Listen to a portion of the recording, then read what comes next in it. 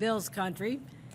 And I wanted to come here to a store that I've shopped in before, just much like the Tops that was around the corner from where we grew up, where I spent countless hours as a young mom trying to make ends meet at a time when I wasn't working.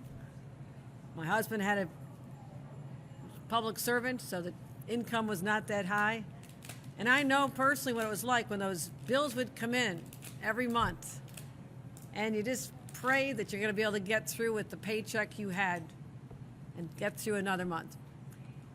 And when I see parents today, my own children, same age as our friend Mandy here and Josh, our 2-year-old granddaughter, I see the struggles that so many families are going through.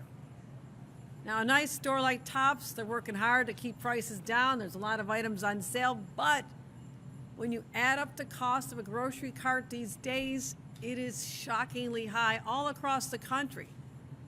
Whatever's driving up the cost, whether it's supply chain and climate change affecting the farmers, our citizens are taking on the chin, and it's too much. And what I realized in walking through the store with Mandy and her little almost 10-month-old daughter, and she has a son at home, it just feels like you're not getting ahead. And we need to understand, and leaders like myself need to understand how hard it is, not just to show empathy and say I understand, but to actually do something about it. And I realize because New Yorkers have had to pay so much more over the last 3 years because of inflation, prices going up far beyond what you could have budgeted for, everything from sneakers to baby clothes to diapers to food, that we as a state collected more in sales tax revenues than we budgeted for, than we anticipated. Over $3 billion more out of the pockets of hardworking New Yorkers. Now that could stay in the state, and there'll be a lot of pressure from elected officials and special interest groups who say, no, spend that at the state level, figure out a different way. And I'm saying no. I'm on the side of hardworking people like we have right here in Cheektowaga, New York, who go to work every day, want to live the American dream, try to pay for their house or their rent. Think about college someday, setting aside a little bit of money and just getting through every day. Those are the people that I'm fighting for, because this is where I come from. I know how to stretch to make ends meet. I know what it's like to try to support a family on one income. And I saw what my parents had to do with a family of 8, stretching the groceries, buying stale bread and Twinkies and stuffing them in the freezer, and we'd have them weeks later. That's what families today are doing, and I understand it. So I said, why don't we put our families first and put that money right back in their pockets? And we can do that. I have a plan. It'll be in my State of the State address, as well as many other initiatives to address the affordability challenges in our state. I will unveil this plan, and what I call it is our inflation rebate. What's that?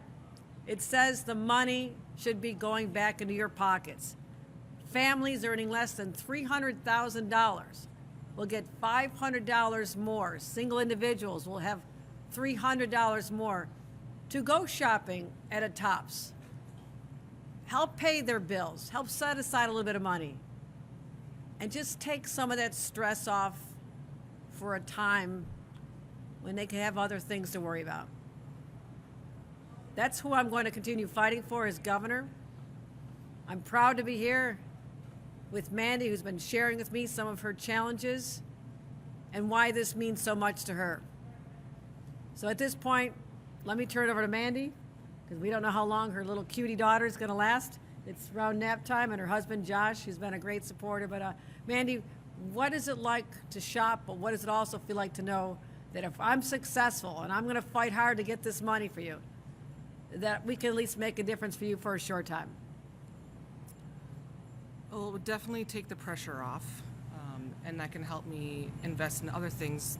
If that covers a couple of weeks of groceries, maybe I can look at getting a car seat I'm going to need for her in a couple of months. Daycare, all of that. It feels like every time I think I'm starting to get ahead or catch up, then inflation keeps going, prices change, or the supply chain has an issue. So this would definitely help, not just me, but so many people I know. Affordability is a problem, and thank you for addressing it. All right. Thank you, Mandy. Appreciate you coming here today, and we'll let you get back to your little sweetie pie. Thank you. Let's give a round of applause to Mandy and her family and Josh and everybody. Thank you. And I want to acknowledge the leadership of the TOPS organization here and our representatives from the union that looks out for all these great workers here. It's really good to be back home again. I recognize the way the food's laid out. I know my path that I used to always follow, and it's great to be home again. Happy to take any on topics first.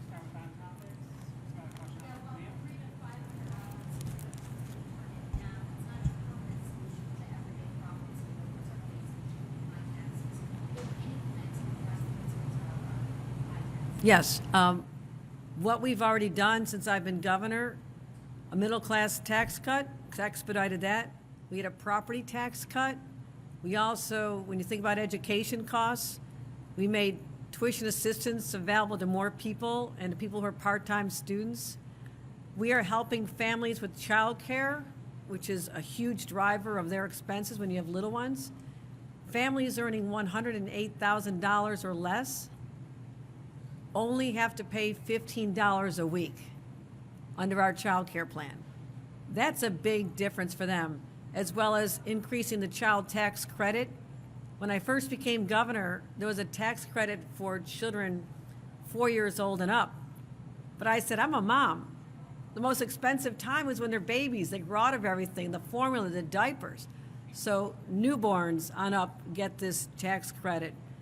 We announced our Summer of Affordability. We put money back in people's pockets for everything from food to their telling them that we'd have money for their heating costs. So I understand that this isn't going to solve all problems, but it's acknowledgement that money back in your pocket, the people of New York, is where it belongs, not in the state coffers. I want them to have it. I want to relieve the stress for at least a short time, but also all the other policies that I've done already, but will continue to do. And the inflation, I ensured that we were the first time ever, that our minimum wage, as it went up, also went up with the rate of inflation. We did that even before inflation was an issue. So your wages, if you're a minimum wage earner, go up higher if inflation goes up higher. So those are some of the things that we've done to address the affordability crisis.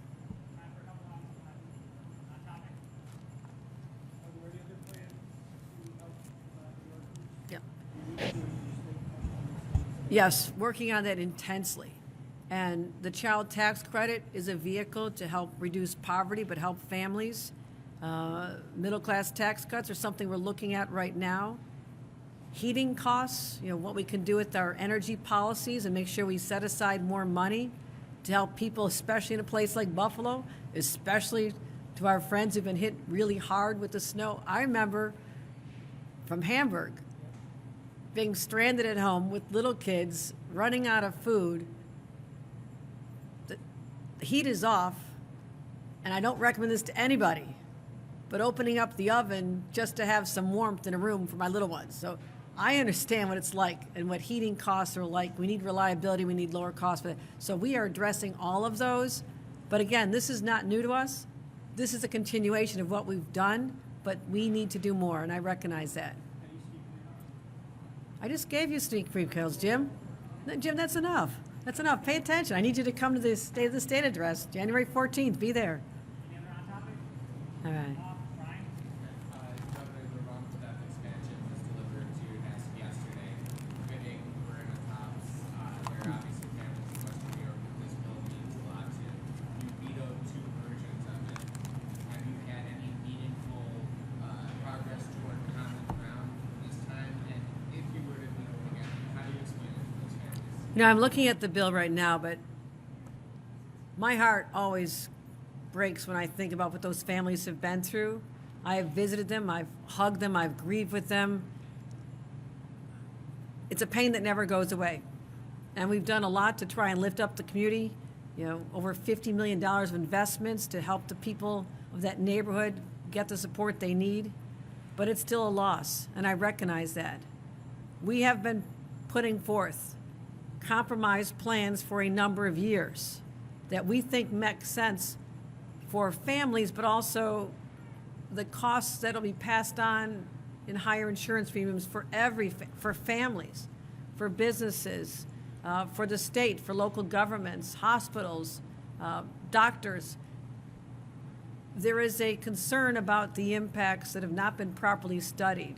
And I've been willing to compromise, but it takes two to make that happen, and we've not been able to achieve that thus far in past years, but it is still being looked at as we speak.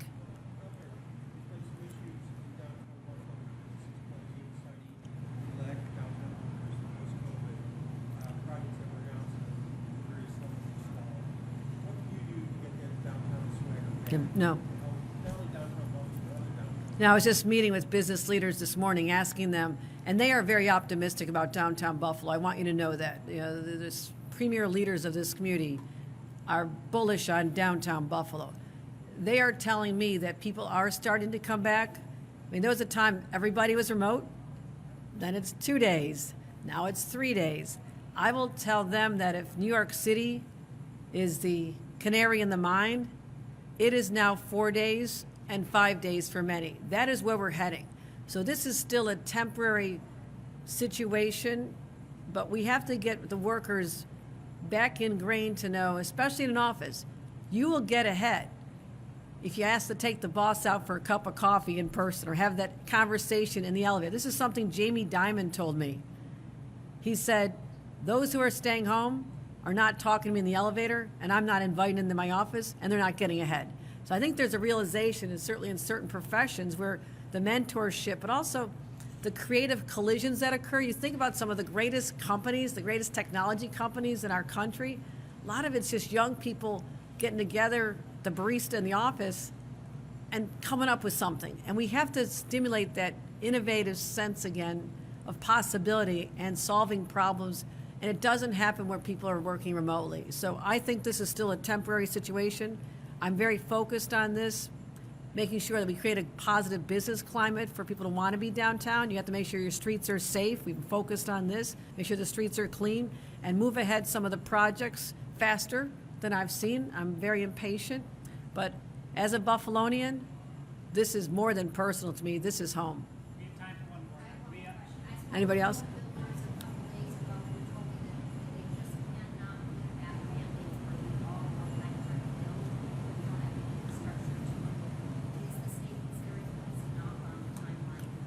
We have to deal in a world of reality. We have very ambitious energy goals in the state of New York because we want to lead the nation, and we have seen the effects of climate change in such a dramatic fashion that if you quantify all the major effects that we've experienced, even in the last year, it is extraordinary. More tornadoes in the state of New York in 1 month than all of Tornado Alley. A drought, 1,000-year floods, snow bands that don't seem to move. We've had forest fires in the state of New York, so we have a crisis with our environment. We're living it, and it is expensive. Every one of those incidents costs a lot of money to localities, business, and individuals. So we have a moral responsibility to do everything we can to transition to clean, renewable energy. But I also know that the pandemic disrupted so much with supply chain and manufacturers, whether it's home heating pumps, or whether it's electric vehicles. So I need to be working closely with the legislature, saying we are not walking back from our aspirations and our goals, but I have to do it in a way that makes sense so we can continue the building that has to happen. I need more housing built. A place like Buffalo that used to be among the nationally most affordable places, we are proud of that. Prices were low. Because there's such demand, people want to be here. Young people want to be here. They want to buy that home. We have not met the demand. Our supply has not met the demand, and I want to make sure we do everything we can to stimulate more building. So those are issues that we're talking about to make sure that we're being realistic about what can happen. So thank you, everybody. Appreciate your time. Thank you.